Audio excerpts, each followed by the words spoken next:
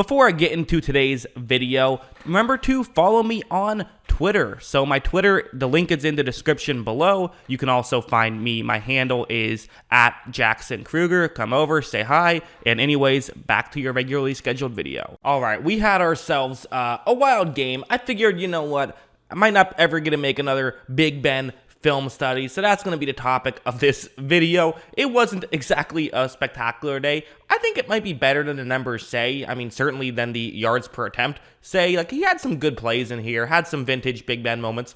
Not many. There was a lot of weirdness here, but there was some good. So I'm going to talk about some of the bad, some of the good, and then some of the bad again. And then, hey, at the end of the day, winning is the important thing, so you get that done. But yeah, let's just jump into it. So, like, first, let's start off with just, this one's kind of funny. Ben Roethlisberger ends up fumbling the football. Worth noting, it wasn't because it was hit out of his hand. I don't believe, maybe Clowney got a hand on it, but everything I see looks like it just slipped out of his hands. Again, probably just because he's wearing the sleeves. It's cold. You don't get the same traction on the sleeves as you do with just the arm. Not a big deal, but found it kind of funny. Also, this interception that happened at the end of the half, I actually didn't think this was that bad of a play. The Manning cast, they were going, oh, you don't want to do that. But like, yeah, take a shot. If it doesn't work out, then okay. You're not, I mean, what it cost you was a chance at a Hail Mary, but, okay, fine. Like, the opportunity that you could have had was if it was caught, you would have maybe had a second to kick a longer field goal. So I understood the logic behind it, even if it was, again, kind of funny looking.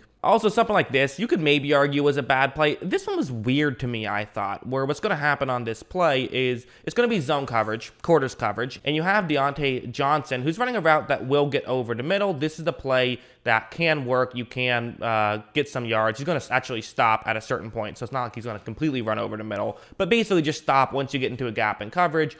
This can work. As you see, this is going to work. Looks like the throw is a little bit high, and also Johnson doesn't make the grab. Was that on Johnson? Was that on Ben? I guess I'll let you be the judge. I don't know. I kind of think that was actually on the receiver. It's what it looks like. They didn't show a replay, so this is the best we got. But, okay, there was some flukiness that happened. There's no denying that. But, like, there was also some legitimately good plays. Like this one, what's going to happen here is that I think this is, like, what I would consider just a good throw from Ben Roethlisberger. And there's kind of a good play design as well. You're showing as though you're going to run the football here, but that's not what you're going to do. You're going to hit the slant.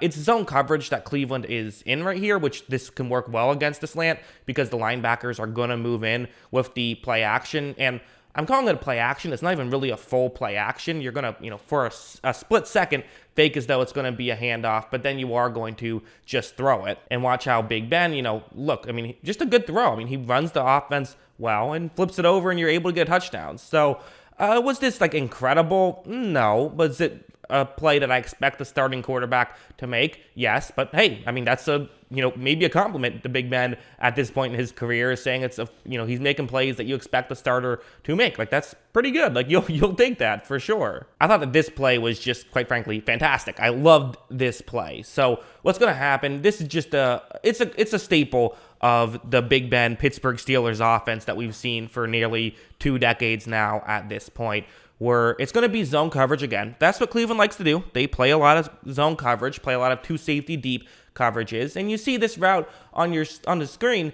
It can work, right? It's going over the middle. It will get into a gap in coverage. How does this play fail? How does this play get covered? Well, if the Cleveland defender who's over the middle, the linebacker, is able to just make the read and stay in front of the wide receiver, you can't make that throw, obviously. So how do you beat it? Well, you want to make sure that you don't give away what route you're actually running. Maybe, fake as though you're running deep, or in this case, fake as though you're running to the left side of the screen. That's what you typically want to do.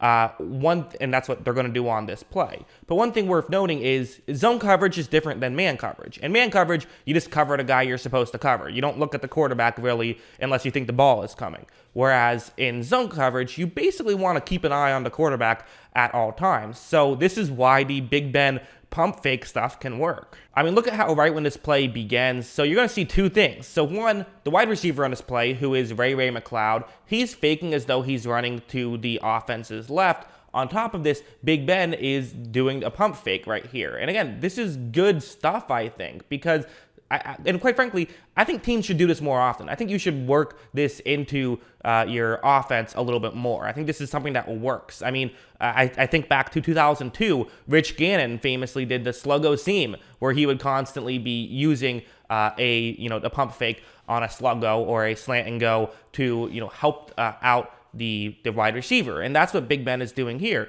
Is it makes the move look better if you're also doing a pump fake. He then takes it back down, throws it over the middle. That's just good stuff. Good hit by the safety MJ Stewart there, but good job by Ray McCloud to hang on. So good football all around by the Steelers. Again, I know that it's not like these are the most incredible throws or anything, but Big Ben is not the kind of guy who's going to make these most incredible throws at this point in his career, but still finding a way to be effective in some way. Now, something like this was, listen, I'm, giving Big Ben some credit, maybe probably more credit than is due. Again, we're talking about him in relative to what we've seen of him this season. This was a good chunk of what we saw in this game, which this was kind of funny. Snoop Dogg called Big Ben out on something like this. It's a 3rd down and 9, and we've just seen this so much this season on these 3rd down and mediums of them just going short. Look, Big Ben not only throws it short, but literally throws it short. He doesn't even get the ball there, so that happened as well. That was a very real thing. So again, there was some stuff like that. Obviously, he wasn't exactly pushing the ball down the field. Look at his yards per attempt.